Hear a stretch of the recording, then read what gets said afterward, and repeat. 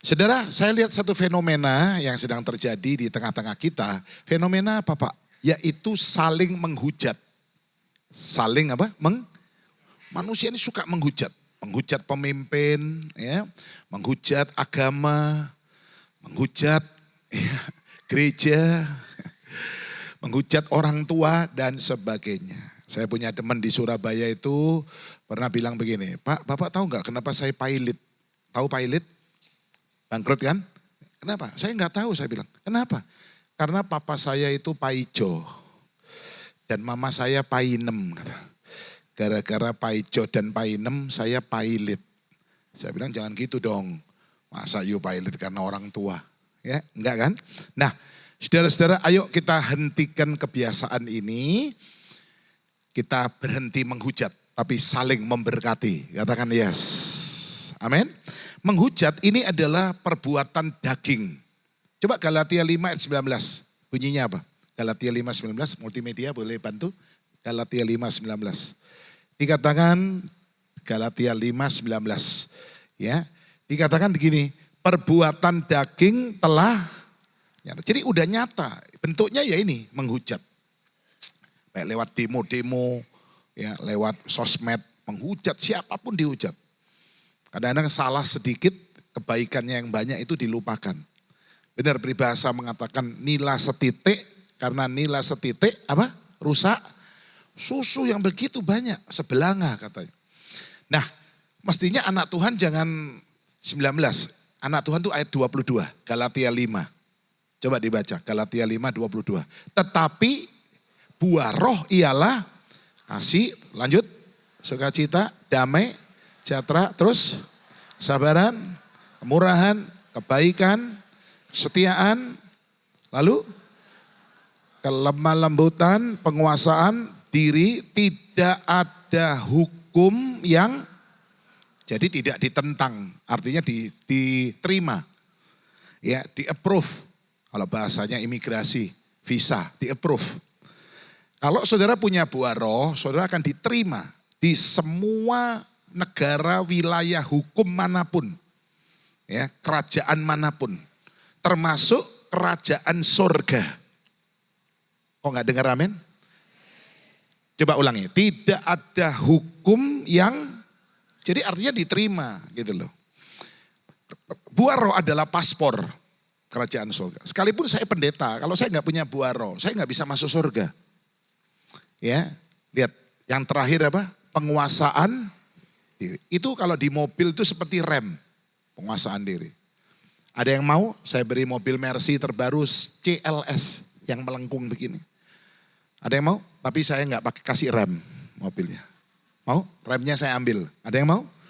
Nggak ada kan? Wah, bahaya. Sebelum penguasaan diri, yang ke-8 apa? Kelemah. Itu bagikan kalau mobil power steering. Lemah lembut. Jadi kalau naik mobil ya, masuk gang sempit, harus puter, nggak ada power steering, waduh kita susah. Ya, ada power steering gampang. Kalau kita punya buah roh lemah lembut, kita ini dengan mudah mengikuti kemauan pengemudi. Siapa pengemudi kita? Tuhan. Kemana Tuhan bawa kita, kita ikuti. Ku mau mengikuti. Pemain keyboard ada? Boleh bantu ngiringin saya gitu ya. Saya kadang-kadang seneng suka nyanyi-nyanyi gitu ya. Ada pemain keyboard? Mohon maaf loh. Nih pendeta baru-baru udah minta. Jangan Pak Pastor, jangan gembala ya. Yang lain mungkin bisa bantu ya. Kadang-kadang saya senang memuji Tuhan ya. Nah, jadi orang Kristen mesti punya buah roh. Ya. Karena nanti dikatakan banyak orang berkata aku sudah bernubuat. Ya, bernubuat itu hanya karunia. Ya, aku sudah mengusir setan, itu karunia roh. Itu hanya daun. Aku sudah bernubuat, artinya berkhotbah. Aku sudah mengadakan banyak muji, itu cuma karunia. Itu cuma daun. Tuhan bilang, aku tidak pernah kenal kamu. Kenapa? Di ayat di atasnya, ayat 20 dikatakan, dari buahnya kamu dikenal. Jadi dikenal karena buah, saudara. Ya. Nah, Saya ingin benar-benar kita jadi orang Kristen yang berhenti menghujat. Mengapa? Karena menghujat adalah perbuatan daging. Saya ingat Wahyu pasal 13. Ada seekor binatang keluar dari laut. Kepalanya 7, tanduknya 10. Coba Wahyu 13 ayat 1 aja ditampilkan. Tanduknya berapa tadi? 10. Di atas tanduknya ini ada mahkota. Kepalanya ada berapa? Tuh. Di atas kepalanya ini ada nama-nama hujat. Menghujat. Siapa yang dihujat? Ayat 6. Siapa yang dihujat? Ayat 6. Ia membuka mulutnya menghujat Allah. Kalau Allah jadi hujat, apalagi presiden. Apalagi pendeta, guru. Menghujat namanya, menghujat siapa lagi? Tempat surga dihujat. Surga salah apa sama lu? Kenapa lu hujat nih surga? Dan menghujat semua atau mereka yang diam di surga. Siapa yang diam di surga? Malaikat. Orang-orang suci. Tadi dia juga menghujat Musa, Paulus, Daniel. Menghujat juga orang-orang yang telah mendahului kita. Termasuk ayah dari Pastor Albert, Pak Tanoni yang luar biasa. Jalan Kelantan nomor 7 ya Pak ya. Pengusaha kapal, sukses. Ya, Ibu Monica sehat juga. Luar biasa, semangat. Nah, menghujat. Mestinya yang menghujat ini kalau lihat ayat 1, binatang keluar dari laut. Jadi ini bukan manusia. Jadi kalau kita ini suka menghujat, kita ini manusia yang punya peri kebinatangan. Ada bilang, Pak, ini orang nih sadis Pak, kejem Pak, gak punya peri kemanusiaan. Berarti peri kebinatangan. Ya kan? Coba ayat 1 tadi. Aku melihat binatang keluar dari laut. Kepalanya nih hujat. Semua dihujat. Ya, itulah sebabnya Rasul Paulus pernah berkata begini. Daging binatang berbeda dengan daging manusia. Loh, sampai Paulus aja ngurusi perdagingan, saudara. 1 Korintus 15. Coba ayat 39.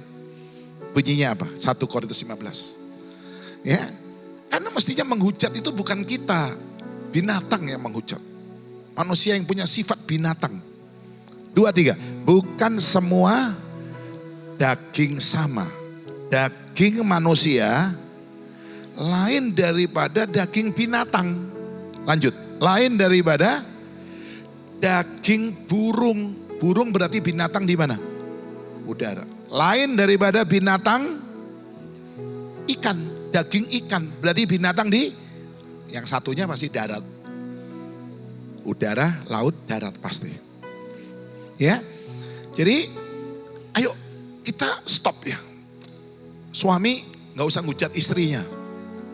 Gak usah. Saya pernah lihat suaminya bilang, jelek, udah tua Pak.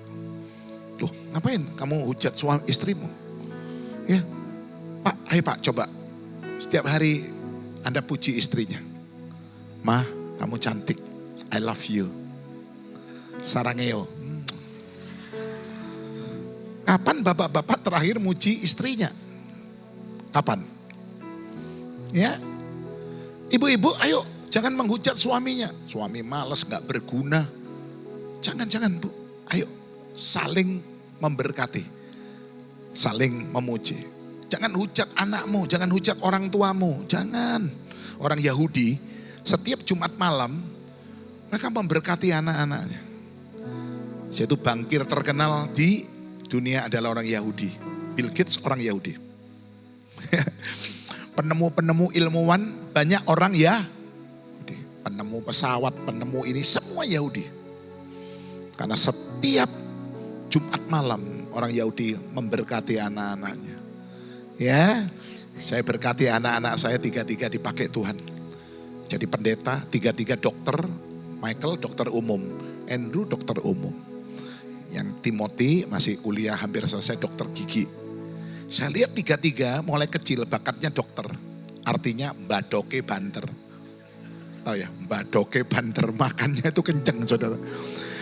Dan saya nggak nyangka tiga-tiga juga dipakai Tuhan gitu loh. Kalau saya siapkan mereka jadi pendeta, saya sekolahkan teologi aja. Karena saya nggak pernah berpikir mereka jadi pendeta. Ya, tapi kalau Tuhan sudah panggil, itu luar biasa. Nggak ada yang bisa nolak kalau Tuhan panggil, amin. Termasuk Pak Albert ini anaknya konglomerat juga ya. Pastor Albert ini saya lihat jadi pendeta kayak gini, saya juga kaget tadi. Dahsyat. Saudara-saudaraku, ayo hari ini tadi daging manusia berbeda dengan daging itulah sebabnya daging kita, tubuh kita harus kita persembahkan untuk Tuhan. Bapa, ku persembahkan tubuhku, lagu lama ini, sebagai persembahan yang hidup, kudus dan yang berkenan padamu. Katakan, sebagai ibadah yang sejati. Amin. Ayo kita bawa tubuh kita ini. Serahkan. Tuhan menginginkan tubuh kita. Tuhan menginginkan daging manusia. Bukan Tuhan kanibal ya, juga makan daging manusia, bukan. Kenapa Tuhan menginginkan daging manusia? Karena daging manusia ini bisa bertobat. Katakan, bisa. Itu Tuhan bilang, aku pengen ini. Dari yang jahat bisa menjadi baik. Percaya, amin? Dari yang bobrok, bejat, brengsek, udah rusak nih. Tuhan bisa ubah menjadi mulia. Halo, amin. Saulus yang membunuh kekristenan, membunuh orang-orang pengikut Yesus. Ya, Tuhan pakai dia jadi penginjil, jadi rasul yang hebat, menulis 13 buku dari Alkitab Perjanjian Baru. Mulai dari Roma, 1-2, Korintus, Galatia, Efesus, Filipi, Kolose, 1-2 Tesalonika, 1-2 Timotius, Titus, Filemon. 13, Ibrani masih jadi perdebatan. Tanpa Ibrani, 13 buku dari 27 buku Perjanjian Baru ditulis oleh Rasul Paulus. Tuhan bisa mengubah wanita pelacur, ya, seperti wanita Samaria yang sudah punya 6 suami, 5 udah sekarang berarti yang ke-6. Kalau laki istri banyak namanya poligami. Kalau perempuan suami banyak namanya poliandri. Kalau bencong pasangannya banyak namanya poliklinik. Ya kan? Saudara. Kalau laki meninggal namanya almarhum. Kalau perempuan almarhumah. Kalau bencong aluminium. Saudara. Ya. Saudara-saudara. Jadi kita lihat. Tuhan bisa ubah dia jadi penginjil pertama untuk masuk kota Samaria. Dia bilang, hei, aku ketemu juru selamat loh. Ayo keluar semua. Dan heran seluruh kota keluar. Menemui Yesus. Dia penginjil pertama yang Tuhan pakai. Tuhan bisa mengubah. Jadi Tuhan menginginkan tubuh kita. Karena tubuh manusia bisa bertobat. Setan tidak bisa bertobat. Kalau setan bisa bertobat, dari dulu setan sudah bertobat. Kenapa Pak setan gak bisa bertobat? Karena setan gak punya tubuh. Setan itu hanya roh dan jiwa. Binatang tidak perlu bertobat. Karena binatang gak punya roh. Binatang hanya tubuh dan jiwa. Mana ada yang datang, Pak saya mau baptis. Oh iya Pak, belum baptis Bapak. Sudah. Loh siapa yang baptis? Anak-anak? Enggak. Siapa? Pembantu, sopir? Enggak. Siapa yang mau baptis Pak? Dogi. Blacky. Loh Bapak mau baptiskan anjing? Iya. Saya pikir anjing saya perlu dibaptis Pak biar dia bertobat. Kata. Pak, anjing tuh enggak perlu loh bertobat. anjing itu nggak bisa masuk kerajaan surga. Ah, masa sih? Ada ayatnya? Ada. 1 Korintus 15 tadi, ayat 50. Coba saya tunjukkan. Alkitab ini lengkap. Tepuk tangan buat Alkitab, tepuk tangan. Ya. Saya harap saudara masih punya Alkitab. Walaupun saudara udah punya aplikasi. Ya, di handphone atau di komputer saudara. Ya. Karena saya khawatir satu kali. Kalau semua sosmed ini dikuasai oleh antikris. Dan satu kali saudara membuka aplikasi Alkitab, truk kosong. Waduh, saudara akan panik. Saya lihat wajah-wajah mulai ingat di mana Alkitab saya terakhir. Udah ditaruh gudang, dibungkus atau di kilo. Sebaiknya orang Kristen harus tetap punya Alkitab. Yang setuju tepuk tangan buat Alkitab. Amin. Ya, kita nggak jadikan Alkitab jimat sih. Teman saya itu pernah saya besuk, anaknya sakit, saya kaget, bayinya dikasih Alkitab. Saya bilang, loh, bayi kamu kepalanya kecil kasih Alkitab tebel begini. Untuk apa? Pak, ini sakit panas gak turun-turun, saya kompres Alkitab. Loh ya jangan dong. Berarti kamu jadikan Alkitab itu apa? Jimat, gak boleh. Ya. Salib pun jangan dibuat jimat, gak boleh. Teman saya itu tidur, bantalnya dikasih salib, sudah. Kenapa? Supaya mimpinya bagus. Kamu tuh salah. Ya, perjamuan suci seringkali dipakai jadi jimat tuh ini. Hati-hati. Teman saya itu di tasnya yang Hermes dikasih perjamuan suci 10, saudara. Saya bilang ngapain? Ya saya sakit pusing, minum perjamuan suci. Sakit perut rematik, minum perjamuan suci. Waduh, salah kamu ini. Keliru ini. Hati-hati, gila meledos Hermesmu rusak. Nanti malam dirobong semut, saya bilang. Boleh perjamuan suci, saya yakin tubuh dan darah Yesus punya kuasa yang luar biasa. Tapi jangan dijimatkan. Jangan sampai simbol-simbol dalam kekristenan menjadi berhala modern. Berhala baru. Itulah sebabnya tabut perjanjian. Yang punya kuasa yang luar biasa. Setiap kali peperangan bawa tabut pasti menang. Tuhan angkat tabut ini dibawa ke surga. Kalau tabut ini tidak diangkat, saya khawatir orang Kristen mendewakan, memberhalakan tabut perjanjian. Ya, orang tanyakan, Pak di mana tabutnya sekarang? Coba Wahyu 11, saya tunjukkan sedikit aja. Tabut ini sudah ada di surga. Ya, kalau saudara tidak hati-hati, kekristenan ini bisa mempunyai ilah lain. Itulah sebabnya hukum yang pertama apa? Jangan ada padamu apa? Ilah lain. Ya termasuk itu. Ilah-ilah dalam kekristenan ini bisa menjadi berhala baru. Yang kedua, jangan membuat patung dan menyembahnya. Ketiga, jangan menyebut nama Tuhan dengan sembarangan. Keempat, ingatlah akan hari. Saudara udah melakukan hari ini. Saudara ingat Tuhan, ingat hari ibadah. Amin. Yang kelima, ini kepada manusia. Hormatilah ayah dan ibumu. Terus jangan membunuh, jangan berzina, jangan mencuri, jangan berdusta, jangan ingin milik orang lain. Jangan ingin istrinya, jangan ingin suaminya, jangan ingin mobilnya, HP-nya dan semuanya. Jangan. Ya.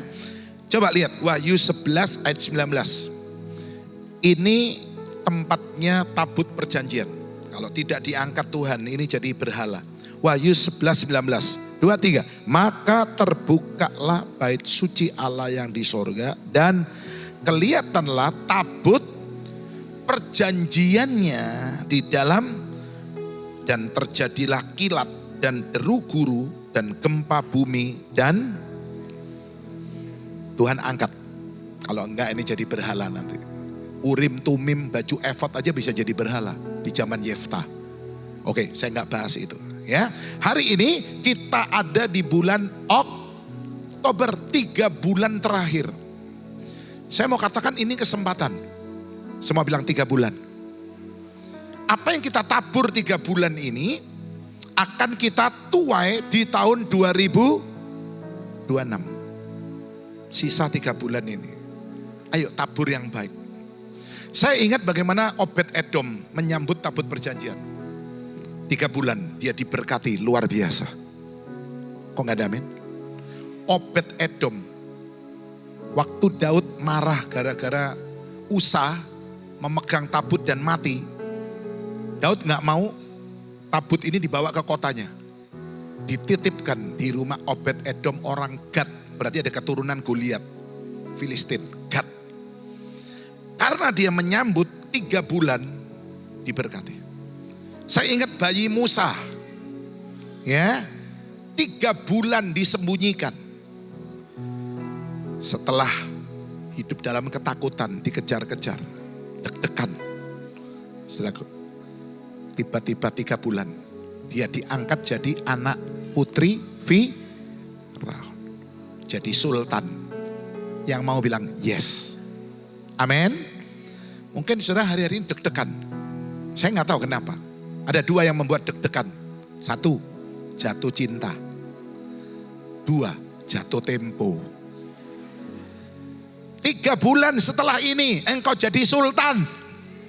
Katakan yes. Tuhan kalau berkati saudara cukup 3 bulan. Bilang san koye. Wae ing san koye. Hamil 3 bulan ya. 3 bulan aja. Cukup. Saya katakan pada jemaat di Surabaya. 3 bulan sejak hari ini. Engkau diberkati punya rumah sendiri. Amin kan itu, amin. 3 bulan setelah hari ini engkau diberkati punya jodoh. Imani, Tuhan kalau membuat saudara sukses itu gak butuh waktu lama. 3 months. Halo, 3 bulan terakhir. Ada yang bilang, Pak saya mau puasa kalau gitu. Silakan. Saya mau puasa Pak. 3 bulan terakhir. Ya bagus. Ya, saya mau nabur yang baik. Saudara, 3 bulan lagi ada Natal. Ya, semua rindu Natal. Halo, amin. Ya, saya kira saudara Natal udah persiapan ya pastor ya. Terutama ibu-ibu sudah bingung seragamnya. Ya, kostumnya udah bingung, acaranya, lagunya udah siap semua, dekorasi dan sebagainya. Tapi yang terutama di dalam Natal ini kita harus persiapkan 3 hal juga. Emas, kemenyan, mur. Ya, nanti kita akan nyanyi. Bilang emas, kemenyan, apa emas? Emas bicara tentang kehidupan yang tahan uji. Karena emas tidak pernah diuji dengan air. Emas diuji dengan api. Katakan amin. Ayub pernah berkata dalam Ayub pasal 23 ya. Ketika Tuhan menguji aku akan timbul seperti emas. Yang mau berkata yes. Ya. Ayo. Semua itu harus lewat ujian. Jangan mau enak langsung naik. Yusuf jadi raja harus lewat ujian. Memang 17 tahun mimpi jadi raja. 30 jadi kenyataan. 13 tahun diuji. Gak ada instan. Ya. Ada 3 macam ujian yang diterima oleh Yusuf. 1, ujian kebenaran. Katakan, ujian apa? Sekalipun saudara-saudaranya gak benar, Yusuf tetap hidup benar. Bahkan dia sering melaporkan kejahatan saudara-saudaranya kepada papa. Kakak kok begini ya? Ya. Kalau saudara melihat sesuatu yang gak beres di gereja ini, laporkan kepada bapak gembala dan ibu gembala. Semua bilang, laporkan. Jangan diam. Saya ingat Mordekai melaporkan 2 penjaga pintu bersekongkol untuk membunuh Raja Ahasverus. Dilaporkan, hati-hati loh. Itu 2 penjaga itu pengkhianat. Ya, diselidiki benar. Kalau tidak dilaporkan akan ada korban. Raja akan mati. Dan kalau raja mati, negara itu akan kerusuhan. Chaos. Akan terjadi keributan, kegoncangan. Karena yang mengkhianati itu bukan orang luar, orang dekat, penjaga pintu, pengawal. Masih ingat Presiden Anwar Sadat dari mana? Mesir. Siapa yang membunuh dia? Waktu dia defile pasukan, semua intelijen, semua sniper siap. Tapi yang bunuh dia pengawal pribadi. Tengahnya jalan dia ambil pistol, dor, mati, saudara. Kalau lihat yang nggak benar, jangan nanti aja, nggak enak saya kalau lapor-lapor dipikir cari muka sama Pak Gem, Bu Gem. Jangan, laporkan. Ya, ujian kebenaran. 2, ujian kesucian. Bilang, ujian apa? Saya biasanya pakai ini Pak, saya lupa ngirim. Ujian kesucian. Bayangkan istri Potifar setiap hari menggoda, merayu Yusuf. Yusuf tetap menolak. Jangan. Cup. Cup. Ayo bubuk sama AI ya sayang. Saya yakin istri Potifar cantik. Saya yakin istri Potifar baunya pasti wangi, parfum. Gak mungkin istri Potifar, tante Potifar bau amis. Tante bau cumi-cumi. Ya. Tante kok bau udang kepiting? Enggak. Ya, pasti baunya wah, parfum yang mahal ya, Chanel ya, Kenzo, Eskada, betul ya? Eskada, es kacang dan SS yang lain. Saya yakin istri Potifar bodinya itu pasti imut-imut. Nggak mungkin istri Potifar bodinya kayak Golkar, golongan mekar. Maaf, Golkar bukan partai, Golkar, golongan mekar, saudara. Mohon maaf. Istrinya Potifar pasti bodinya mirip ban Vespa. Udah mulai ada yang bayangkan ban Vespa. Nanti pulang cari Vespa, gimana sih bannya ini? Kok pendeta bilang kayak ban Vespa? Setiap hari dirayu, bayangkan istri Potifar bilang sekeras-kerasnya batu kalau ditetesin setiap hari lama-lama apa? Bolong juga. Tapi Yusuf bilang jangan Bu, jangan Ai. Ayolah, nggak ada yang lihat, ayolah nggak apa-apa lah, tolong, ayo, tolong Ai ya, bantu Ai ya. Tidak, no. Sekali bilang nggak, tidak, jangan tidak mau.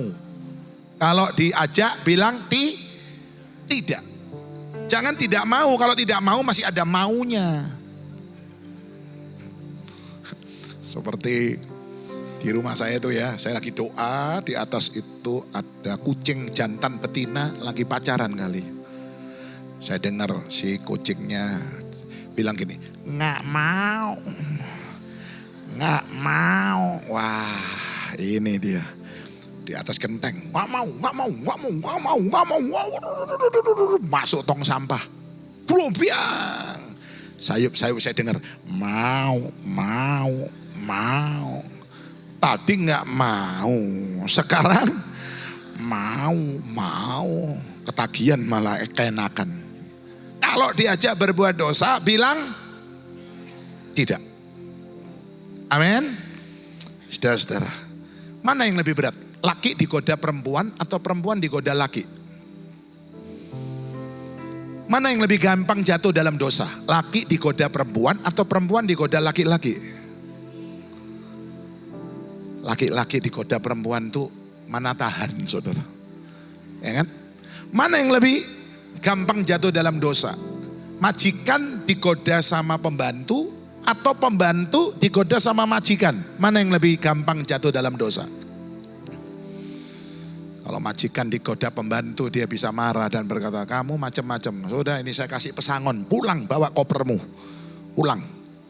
Tapi kalau pembantu setiap hari digodain, nggak kuat, saudara. Ya, tapi Yusuf lolos ujian kesucian. Ketiga, ujian kemuliaan. Terakhir, ujian apa? Kebenaran, sekalipun yang saudaranya nggak benar, dia tetap benar. Bahkan dia laporkan. Ujian kesucian, dia bisa tolak semua keinginan dari istri Potifar. Dan yang ketiga, ujian kemuliaan. Artinya begini, dia nggak salah, tapi dianggap salah. Anda akan terima kemuliaan. 1 Petrus 4 ayat 14 bilang apa? 1 Petrus 4 ayat 14. Ayo baca. 2, 3. Berbahagialah kamu jika kamu dinista, sebab roh kemuliaan. Ujian kemuliaan. Bilang amin. Aku gak salah loh Pak. Udah terima aja. Sebentar lagi kamu jadi raja. Katakan yes. Amin. Orang di dalam penjara belum tentu salah. Ya, Nelson Mandela.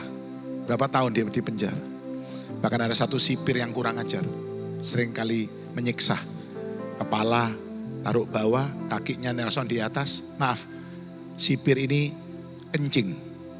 Dia kencingi mukanya Nelson Mandela. Nelson Mandela hanya bilang, tunggu waktunya. Setiap hari dikencingin. Taruh kepala di bawah, ditaruh di atas kakinya, dikencingin lagi. Tunggu waktunya. Satu kali Nelson Mandela diangkat jadi presiden. Pertama yang dia lakukan, panggil sipir penjara itu. Waduh, sipir ini udah membayangkan dia akan mati, saudara. Begitu sampai di istana, Nelson berkata, ini waktunya. Ya, aku udah berjanji. Kalau aku jadi presiden, kamu orang pertama yang saya panggil. Sudah, ampun presiden, ampun Mr. Presiden. Dia bilang, aku mengampuni kamu. Aku memaafkan kamu. Waduh, dia nangis saudara, dia nangis. Orang yang hatinya penuh pengampunan akan terima berkat yang luar biasa. Tepuk tangan buat Tuhan kita, amin. Saya ingat Ronald Reagan, waktu dia pidato, dia ditembak oleh orang yang tidak dikenal. Duar, dia geblak. Sebelum dia dievakuasi ke rumah sakit, satu hal yang dia katakan, jangan bunuh orang ini. Jangan bunuh dia. Ya. Waktu dibawa ke hospital, dikatakan peluru itu kurang 3 inci tembus ke jantungnya. Dia selamat karena hatinya penuh pengampunan. Ketika engkau bisa ngampuni orang lain, kau bisa ampuni suamimu, kau bisa ampuni istrimu, kau bisa ampuni orang-orang yang menyakiti hatimu. Saya percaya berkat Tuhan luar biasa untuk saudara. Yang percaya beri tepuk tangan buat Allah kita. Amin. Yusuf ngampuni saudara-saudaranya. Ya, dia bilang, jangan takut, kamu merakakan yang jahat buat aku. Tapi Tuhan mengubahnya menjadi kebaikan. Ayo pesta, ayo makan. Ya, diadakan pesta, namanya pesta pengampunan. Pesta apa? Pengampunan. Ayo makan. Ya, ini yang pertama. Emas. Yang kedua apa? Kemenyan. Kemenyan adalah suatu kehidupan yang berbau harum. Catat saudara. Kemenyan, kehidupan yang berbau. Tadi emas, kehidupan yang tahan uji. Diuji. Kedua, berbau wangi. Menyan ya, saudara kalau ke dukun disuruh bakar apa? Kemenyan, dupa. Kalau orang Tionghoa pakai lidi kecil-kecil itu, merah-merah itu apa namanya? Yosua, wangi. Orang Kristen, gereja Tuhan harus menyebarkan keharuman, bau Kristus, supaya banyak orang mendekat kepada Tuhan. Kalau gereja baunya busuk, orang gak mau mendekat. Saudara. Bau busuk yang seringkali timbul di gereja ada 2. Maaf, bau muntah, bau mulut. Muntah itu mulut, seperti anjing menjilat muntah. 2, bau lumpur. Bau apa? Itu bau badan, seperti anjing. Ya, menjilat muntah seperti babi. Yang sudah mandi, bersih, kembali masuk lumpur. Bau badan dan bau mulut. Biarlah lewat gereja di tempat ini ada bau harum yang terpancar. Sehingga gak cukup dan Pastor Albert Tanoni harus mengembangkan terus ke kanan dan ke kiri. Tuhan janji engkau akan mengembang ke kanan dan amin. Amin. Yes, yang terakhir emas, kemenyan, lalu apa? Mur adalah kehidupan yang rela berkorban. Karena mur ini sejenis getah damar namanya. Getah karet. Pernah lihat dulu kalau belum ada zamannya tol-tol seperti ini, kalau saya Surabaya ke Solo lewat Caruban, Ngawi, Madiun, lewat hutan-hutan, banyak pohon karet. Indonesia terkenal banyak pohon karet. Sebab itu jangan heran orang Indonesia suka jam karet. Karena di Indonesia banyak pohon karet. Pohon-pohon itu dikasih kaleng-kaleng. Saya nggak tahu itu pohon apa. Ternyata pohon karet. Untuk ngambil getahnya, pohon itu harus digores. Waktu digores enak atau sakit? Sakit. Aduh, perih. Waktu saudara berkorban, itu enak atau sakit? Sakit. Saudara memberi perpuluhan di gereja ini, itu sakit.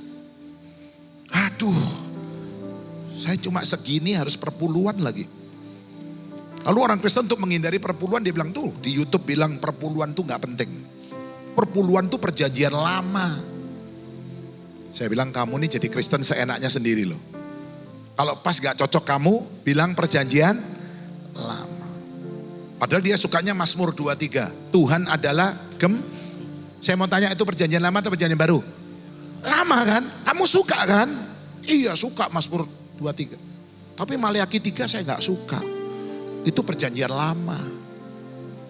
Kristen sakarepe dhewe sak enake udele saya bilang. Sakit berkorban itu saya punya papa itu suka korban mulai muda. Dulu belum zaman transfer. Kau ke gereja bawa uang kebokan kasihin pendeta. Kita anak-anaknya 5 saudara bilang gini, "Pak, eman sayang. Jangan, ini milik Tuhan nak." Papa saya kasih mobil untuk gereja. Pernah kasih mobil untuk gereja ini? Dia bilang, kasih kan ke gereja, kirim sama BPKB-nya. Kasih tanah berapa ribu meter, papa saya. Dan saya lihat papa saya diberkati. Dari sopir, jual roti pinggir jalan, jadi orang yang sangat kaya raya. Karena dia melakukan janji Tuhan, firman Tuhan, perpuluhan. Yang bilang mau katakan amin. Saya tidak perpanjang khotbah, saya tahu di belakang sudah siap menyanyi. Juga waktu menunjukkan habis. Tapi semoga 3 hal ini kita siapkan menyambut Natal. Emas, kehidupan yang tahan. Jangan jadi Kristen ya, dikit masalah mundur. Jangan tuh gak tahan uji, itu namanya mana tahan.